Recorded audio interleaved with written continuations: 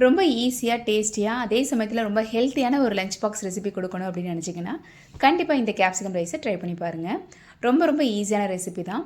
பேனில் 1 table spoon அளவுக்கு வரமல்லி, 2 வரமிளகாய், 1 டேபிள் ஸ்பூன் உளுத்தம்பருப்பு, 1/2 டீஸ்பூன் சீரகம், 1/2 டீஸ்பூன் அளவுக்கு சோம்பு சேர்த்துக்கோங்க.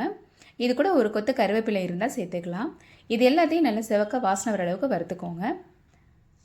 இப்போ செவந்து வந்ததுக்கப்புறமா ஒரு மிக்சி பவுலுக்கு மாற்றி நல்லா பொடியை பொடிச்சு எடுத்துக்கலாம். இப்போ பேனில் எண்ணெய் சேர்த்துக்கோங்க. எண்ணெய் சுருவானதுக்கப்புறம் சோம்பு, கடுகு, ஒரு பிரியாணி இலை, ஒரு சின்ன துண்டு பட்டை சேர்த்துக்கலாம்.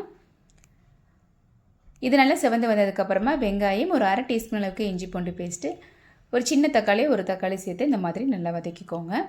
இப்போ நம்ம கட் பண்ணி வச்சுருக்க குடைமிளகாய் அது கூட சேர்த்துக்கலாம். இது ஓரளவுக்கு வதங்கி வந்ததுக்கப்புறமா இது கூட 1/2 டீஸ்பூன் மஞ்சள் தூள், 1/2 டீஸ்பூன் மிளகாய் தூள், தேவையான அளவுக்கு உப்பு சேர்த்து நல்லா வதக்கிக்கோங்க.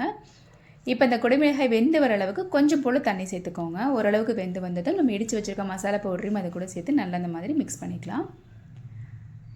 இப்போ நம்ம சூடாக வடித்த சாதத்தை அது கூட சேர்த்து நல்லா மிக்ஸ் பண்ணிவிட்டு லாஸ்ட்டாக தேவைப்பட்ட 1 டீஸ்பூன் நெய், அப்புறம் கொஞ்சமாக கொத்தமல்லி தழை சேர்த்து ஆஃப் பண்ணிங்கன்னா ஒரு சூப்பரான கேப்சிகம் ரைஸ் ரெடி ஆகிடும்.